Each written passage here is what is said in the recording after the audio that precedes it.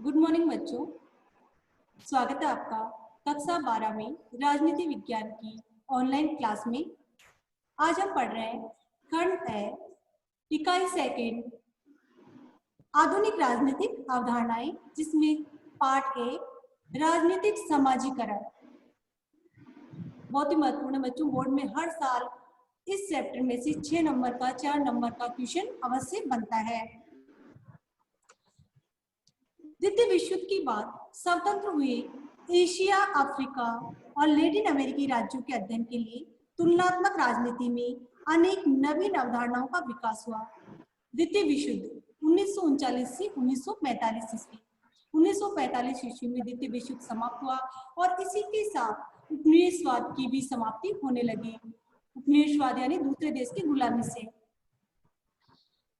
और विश्व में जो एशिया, अफ्रीका और लैटिन अमेरिका के राज्य स्वतंत्र हुए, वहां पर अलग अलग राजनीतिक व्यवस्थाएं स्थापित हुई। उनका तुलनात्मक, जब दो चीजों की तुलना की जाती है, अंतर देखा जाता है, तुलनात्मक अध्ययन शुरू हुआ और राजनीति विज्ञान में कुछ नवीन अवधारणाओं का विकास हुआ।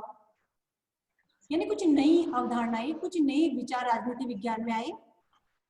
व्यवहारवादी क्रांति जिसका प्रणेता माना जाता है चार्ल्स मरियम को, उन्होंने राजनीति विज्ञान को वास्तविक विज्ञान बनाने का प्रयास किया। व्यवहारवादी क्रांति के अंत अनुशासनात्मक उपागम पर जोर देने के कारण, अंत अनुशासनात्मक उपागम बच्चों पर ने 11th क्लास में पढ़ा था, जिसमें राजनीति विज्ञान में उन अध्ययन विपत्तियों को अपनाया जाता है जो कि समाजशास्त्र में, मनोविज्ञान में अपनाई जाती है। तो अंत अनुशासनात्मक उपागम क्या होता है? एक दृष्टिकोण, अध्ययन करने का तरीका। उपागम पर जोर देने के कारण राजनीति विज्ञान में विभिन्न नवीन अवधारणाएं शामिल की गई, नए विचार शामिल किए गए, नवीन दृष्टिकोण शामिल किए गए। समाजशास्त्र और राजनीति विज्ञान के बढ़ती अंतर संबंधों के फलस्वरूप कई समाजशास्त्री संकल्पनाएं राजनीति विज्ञान में शामिल हुई। वर्तमान में राजनीति शास्त्र में व्यवहारवादी उपागम के आने के बाद समाजशास्त्र की जो विचारधाराएं थी वो शामिल की जाने लगी। तो कुछ नवीन प्रक्रियाएं, नवीन विचार, नवीन दृष्टिकोण राजनीति विज्ञान में शामिल हुए। तो उनमें बच्चों प्रमुख है, अंडरलाइन कर लेना, राजनीतिक संस्कृतिकरण, राजनीतिक सहभागिता और राजनीतिक समाजीकरण, राजनीतिक विकास, और ये अवधारणाएं शामिल की गई विभिन्न अन्य समाज विज्ञानों से, जैसे कि समाजशास्त्र से, मनोविज्ञान से। तो इस तरह राजनीतिक समाजीकरण समाजशास्त्री संकल्पना समाजीकरण से प्रेरित है। जैसे कि समाजीकरण नाम से हमें पता चल रहा है समाजशास्त्र से ली गई संकल्पना है। अब हम जानना चाहेंगे कि समाजीकरण क्या है। समाजीकरण समाज में निरंतर चलने वाली एक प्रक्रिया है।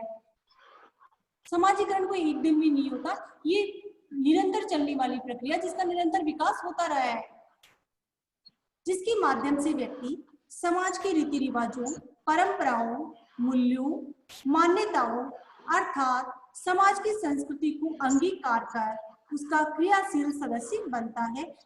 जैसे कि बच्चे का जन्म होता है तो क्या जन्म के साथ ही वो रीति रिवाज, रहन सहन, मान्यताएं, मूल्य क्या समझ के आता है? नहीं, उसके जन्म के पश्चात उसका समाजीकरण होता है। जैसे जैसे वो बड़ा होता जाता है, संस्कृति सीखता है, परंपराएं सीखता है, मूल्यों को अपनाता है, संस्कारों को अपनाता है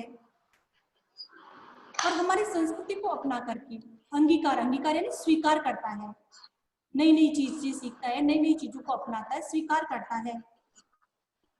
जैसे प्रत्येक समाज अपनी संस्कृति के अनुरूप बालक को बोलना, प्रत्येक समाज की एक अलग संस्कृति होती है, हर धर्म की एक अलग संस्कृति होती है। कोई भी बालक हो उसको बोलना सिखाया जाता है, अभिवादन का तरीका सिखाया जाता है।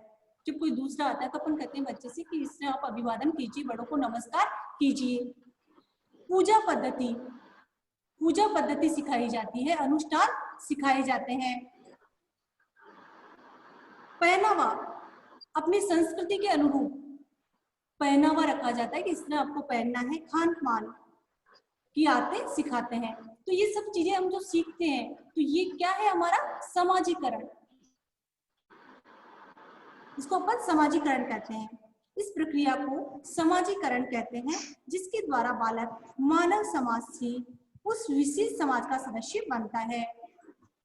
बालक का जन्म होता है, परिवार का सदस्य होता है, लेकिन ये जब सब चीजें वो सीखता है तो वो एक समाज का सदस्य भी बन जाता है।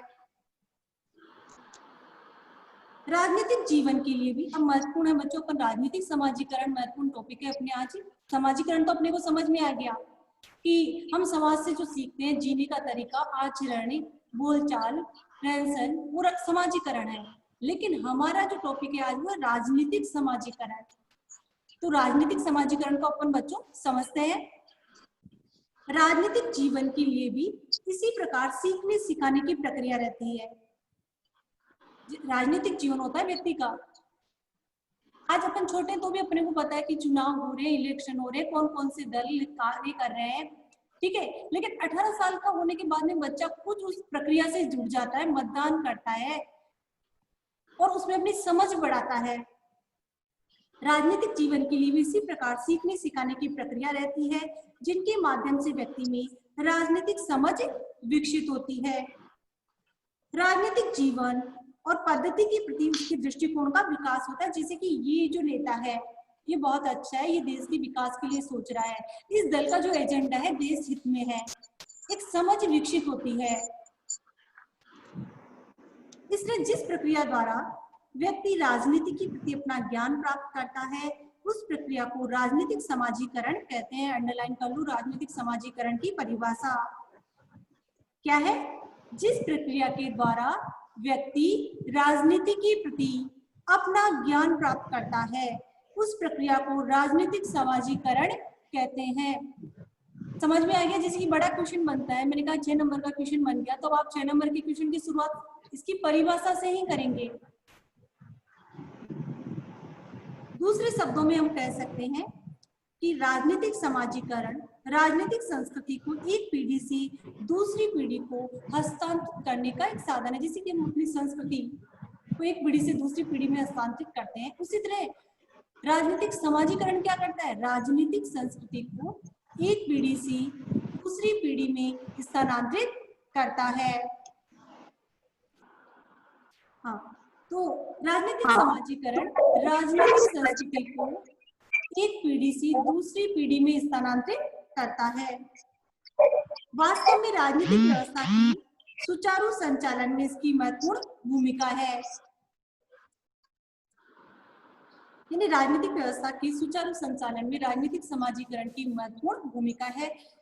प्रत्येक राजनीतिक व्यवस्था में कुछ आदर्श होते हैं, जैसे भारत का आदर्श लोकतांत्रिक व्यवस्था और स्वतंत्र समाज है। भारत का जो आदर्श है लोकतंत्र की स्थापना करना, स्वतंत्र समाज की स्थापना करना, जिसमें नागरिकों को उसके अधिकार प्राप्त होते हैं। और आज भारत ने अपने आदर्श को प्राप्त किया है। आज भारत की गिनती विश्व के सबसे सफल लोकतंत्रों में से एक होती है। अतः भारत में राजनीतिक समाजीकरण द्वारा नागरिकों को लोकतंत्र एवं स्वतंत्र समाज के प्रति निष्ठावान बनाने का प्रयास किया जाएगा। हमारा जो राजनीतिक समाजीकरण का उद्देश्य क्या हो गया, जो भारत के नागरिक हैं उनको क्या सिखाया जाएगा राजनीतिक समाजीकरण में, लोकतंत्र और स्वतंत्र समाज के प्रति किस तरह विचारधारा का विकास किया जाए, कैसे उसमें निष्ठा उत्पन्न की जाए। अब साम्यवादी चीन का आदर्श क्या होगा, वहां का आदर्श है साम्यवादी व्यवस्था और बंद समाज। चीन के लोगों को लोकतंत्र की समझ नहीं सिखाई जाएगी, बल्कि वहां पर साम्यवादी व्यवस्था की समझ सिखाई जाएगी। वहां पर इतना खुलापन नहीं है, वहां पर नागरिकों को इतनी आजादी नहीं है, तो उन्हें वहां की व्यवस्था के अनुरूप ढाला जाएगा। इसीलिए चीन के नागरिकों को राजनीतिक समाजीकरण के माध्यम से उसी अनुरूप बनाने का प्रयास किया जाता है, साम्यवादी व्यवस्था के अनुरूप बनाने का प्रयास किया जाता है। हमारे यहाँ नागरिकों को लोकतांत्रिक व्यवस्था के अनुरूप बनाने का प्रयास किया जाता है और चीन में साम्यवादी व्यवस्था के अनुरूप नागरिकों को बनाने का प्रयास किया जाता है। राजनीतिक समाजीकरण की सर्वप्रथम व्याख्या करने वालों में अंडरलाइन करो हर्बर्ट साइमन प्रमुख है। हर्बर्ट साइमन मैम हाँ बोलो, हम पढ़ रहे हैं। क्या हो बेटा? कहाँ पर पढ़ रहे हैं बेटा 21 सेकंड है। मैम कहाँ पर पढ़ रहे हैं? हम पढ़ रहे हैं राजनीतिक समाजीकरण वाला चैप्टर चल रहा है, इसमें एक ये वाला इधर का पैराग्राफ पूरा कंप्लीट हो गया है। और इस तरफ आ जाओ, सेकंड पॉलिटिकल सोशलाइजेशन के नीचे देखो राजनीतिक समाजीकरण की सर्वप्रथम व्याख्या हर्बर्ट साइमन ने की। पेज नंबर मेरे 22 है, तुम्हारे कितने मुझे नहीं पता। हाँ हाँ मिल गया? 22 से मैम। हाँ मैम। और अच्छा चैप्टर है, ध्यान से सुनना और वापस रीडिंग भी करना इसकी। ओके, एक्चुअली मैं रिकॉर्ड कर रही हूँ इसलिए मैं बीच में बोल नहीं रही हूँ। कोई दिक्कत होगी मैं तुमसे 2 मिनट बाद में पूछूंगी, ठीक है? राजनीतिक समाजीकरण के साधन। व्यक्ति में राजनीतिक समझ विकसित करने वाली समाज में अनेक संस्थाएं होती है। अब व्यक्ति जन्म के साथ ही तो राजनीतिक समझ लेकर के नहीं आता, जब वो समाज में रहता है तो कुछ ऐसी संस्थाएं होती है जो उसमें राजनीतिक समझ विकसित करती है। तो वे कौन सी संस्थाएं? सबसे पहला है परिवार। व्यक्ति परिवार से ही सब कुछ सीखता है। परिवार में भी पता चलता है कि उसके पेरेंट्स, अभिभावक किसको मतदान करते हैं, उनके पेरेंट्स का रुझान किस दल के प्रति है और वह रुझान उस दल के प्रति क्यों है, उस राजनीतिक दल का क्या एजेंडा है। तो राजनीतिक समझ सबसे पहले विकसित होती है परिवार में। दूसरा, शिक्षण संस्था। वह जिस शिक्षण संस्था में अध्ययन कर रहा है वहां उसके शिक्षकों का रुझान क्या है, उनके शिक्षकों का दृष्टिकोण क्या है, वो भी राजनीतिक प्रक्रिया को, राजनीतिक समझ को विकसित करता है। राजनीतिक और सामाजिक संस्थाएं ये भी प्रभावित करती है। सरकारी प्रक्रियाएं और जन संचार के साधन, मीडिया छोटी सी चीज का इतना बड़ा कवरेज करता है, हर चीज को बड़ा चढ़ा के शो करता है, तो ये भी हमें राजनीतिक समझ विकसित करने में सहायक है।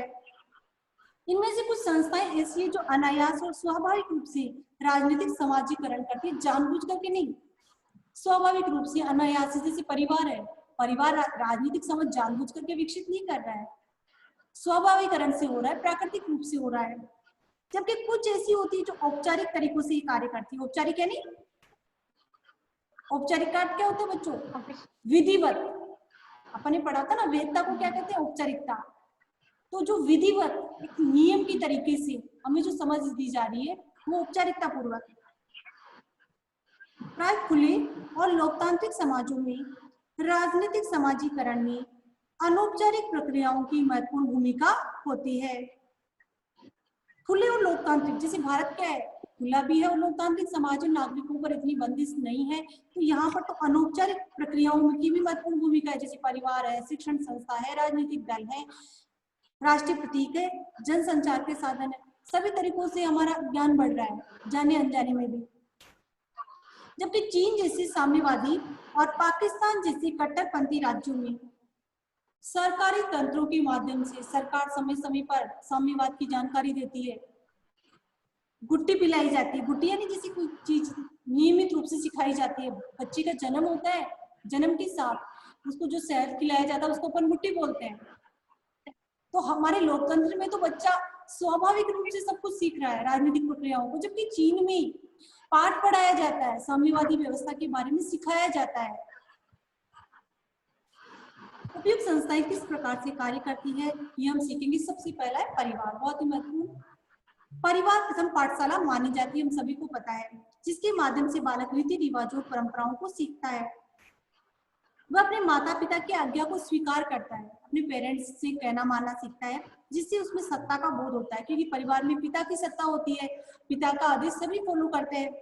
इसके अलावा सबके साथ मिलकर रहने, परिवार में सहयोग करने और अपनी मांगों को मनवाने के लिए किस प्रकार दबाव बनाया जाए आदि बातें सीखकर वह राजनीतिक क्रियाओं की क्षमता विकसित करता है।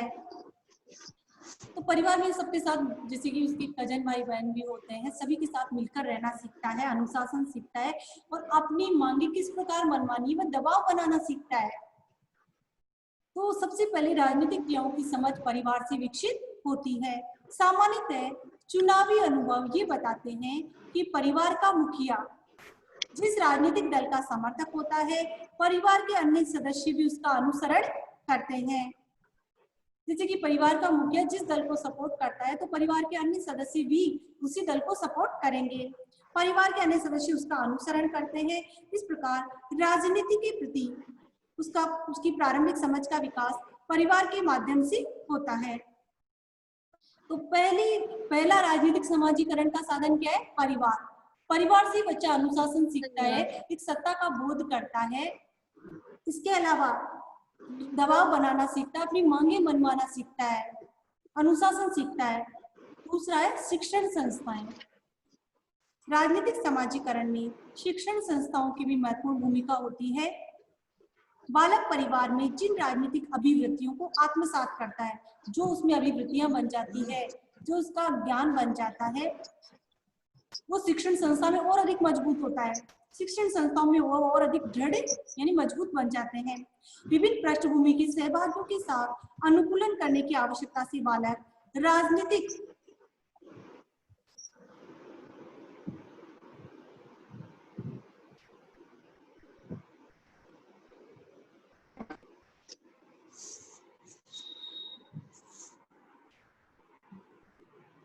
विभिन्न पृष्ठभूमि के सहयोगियों के साथ अनुकूलन करने की आवश्यकता से बालक राजनीतिक व्यवस्था की विविधताओं और विरोधाभासों के साथ समायोजन करना सीखता है। विभिन्न पृष्ठभूमि यानी अलग अलग परिवारों से बच्चे स्कूल में आते हैं, तो उनके साथ अनुकूलन करता है, एडजस्टमेंट करता है।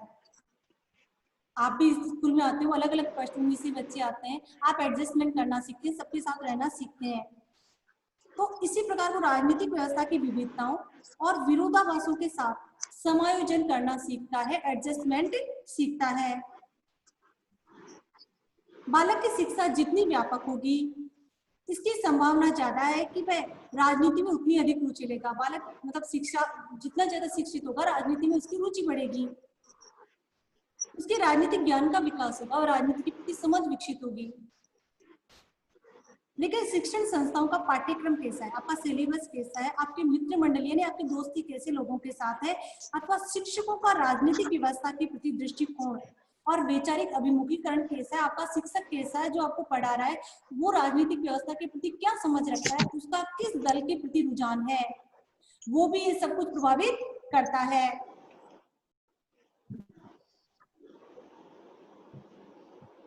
क्योंकि शिक्षक अपने आचरण और अन्य विभिन्न तरीकों से अपने विद्यार्थियों को अपनी विचारधारा की ओर प्रेरित करने का प्रयास करते हैं। अगर आप अपने शिक्षक से प्रभावित हैं, उसकी राजनीतिक दृष्टिकोण से भी प्रभावित होंगे। तो इस तरह शिक्षण संस्थाएं भी राजनीतिक समाजीकरण का साधन है, राजनीतिक समाजीकरण को प्रभावित करने वाला साधन है। इसके बाद में नेक्स्ट टॉपिक है बच्चों, राजनीतिक दल। राजनीतिक दल अपनी नीतियों, विचारधारा और कार्यक्रमों के माध्यम से समाजीकरण का महत्वपूर्ण कार्य करते हैं। प्रत्येक राजनीतिक दल की कुछ नीतियां होती है, उनकी विचारधारा होती है, उसका एजेंडा होता है, उसी के आधार पर वो चुनाव में खड़े होते हैं कि हम सत्ता में आने के बाद भी ये कार्य करेंगे, देश के विकास में इसमें योगदान देंगे। यद्यपि लोकतांत्रिक देशों का और साम्यवादी सर्वाधिकारवादी राज्यों में राजनीतिक दलों की भूमिका अलग अलग होती है। हालांकि लोकतांत्रिक देशों में जहाँ पर लोकतंत्र है वहां पर विचारधारा अलग होगी, एजेंडा अलग होगा, साम्यवादी देशों का एजेंडा अलग होगा। साम्यवादी देशों में समाजीकरण के साधनों पर राज्य का कठोर नियंत्रण रहता है। जैसे कि हमें पता था साम्यवाद में सरकार खुद उसके बारे में जानकारी देती है, अपने एजेंडे के बारे में। लेकिन लोकतंत्र में तो हम खुद सीखते हैं, अनौपचारिक साधनों से सीखते हैं।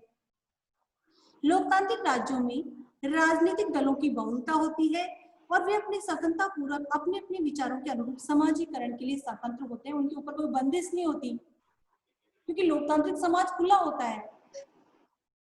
तो राजनीतिक दल अपने एजेंडे के द्वारा, अपनी नीतियों के द्वारा, विचारों की विचारधारा के आधार पर दलों के प्रचार के समय में हमारा राजनीतिक समाजीकरण करते हैं।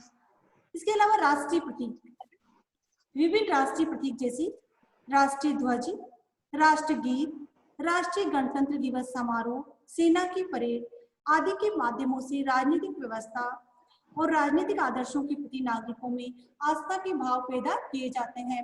बच्चों, राष्ट्रगान होता है, हम स्वतः खड़े हो जाते हैं उसके सम्मान में। तिरंगे को देख करके अंदर स्वाभिमान की भावना विकसित होती है। सेना की परेड देखते हैं, एक जोश या जज्बे की भावना होती है। तो ये सब जो प्रतीक है, ये भी हमारे अंदर राजनीतिक समाजीकरण को विकसित करते हैं। जनसंचार के साधन, आधुनिक समय में जनसंचार के साधन समाचार पत्र, टीवी, रेडियो, प्रेस व्यक्ति के राजनीतिक ज्ञान को और उसके विचारों को दिशा देने का सशक्त माध्यम बन चुके हैं। भारत में ऐसा माना जाता है कि चुनाव आजकल मीडिया के दफ्तरों में से ही लड़े जाते हैं। यानी चुनाव चाहे कोई पार्टी लड़ रही है, लेकिन उससे संबंधित वाद विवाद विचारधारा मीडिया पर चलती रहती है, जोर शोर चलता रहता है। इलेक्शन होते हैं, अलग अलग कैंडिडेट पार्टी के होते हैं, आपस में विवाद करते हैं, अपने एजेंडे को अच्छा बताने का प्रयास करते हैं। तो इस तरह के विभिन्न कार्यक्रमों से जनमत को प्रभावित करने का प्रयास करते हैं। तो जनसंचार के साधन भी एक बहुत ही महत्वपूर्ण साधन है राजनीतिक समाजीकरण में। तो राजनीतिक समाजीकरण के साधन एक बार फिर से अपन देखते हैं। परिवार, शिक्षण संस्थाएं, राजनीतिक दल, राष्ट्रीय प्रतीक, जनसंचार के साधन, ये सभी महत्वपूर्ण साधन है। और इस पर एग्जाम में क्वेश्चन बनता है, राजनीतिक समाजीकरण से क्या आशय है? पॉलिटिकल सोशलाइजेशन पुस्तक के लेखक कौन है? राजनीतिक समाजीकरण के प्रतिपादक कौन है? राजनीतिक समाजीकरण के सहायक साधन कौन से हैं? इनमें से क्वेश्चन अवश्य बनता है। अच्छे से आपको वापस चैप्टर पढ़ना है। इस तरह राजनीतिक समाजीकरण किसी देश की राजनीतिक व्यवस्था को प्रभावित करने वाला महत्वपूर्ण कारक होता है। समाज की राजनीतिक संस्कृति को निर्धारित करने में राजनीतिक समाजीकरण की महत्वपूर्ण भूमिका होती है। किसी देश में नागरिकों और सरकार के बीच अंतःक्रिया का अभाव पाया जाता है। यानी सरकार सीधे जनता से नहीं मिलती, लेकिन ये जो समाजीकरण के साधन है वो सरकार की गतिविधियों से हमें ट्रेंड करते हैं, सिखाते हैं। देश में नागरिकों और सरकार के बीच अंतःक्रिया का अभाव पाया जाता है। वहीं किसी और देश में सरकारों और कार्य नीतियों को प्रभावित करने में नागरिक महत्वपूर्ण भूमिका निभाते हैं। ये अंतर वास्तव में राजनीतिक समाजीकरण के स्तर का अंतर है। तो इस तरह राजनीतिक समाजीकरण के साधन राजनीतिक प्रक्रिया को प्रभावित करते हैं। अध्याय आपको समझ में आया होगा। Thank you. Yes ma'am.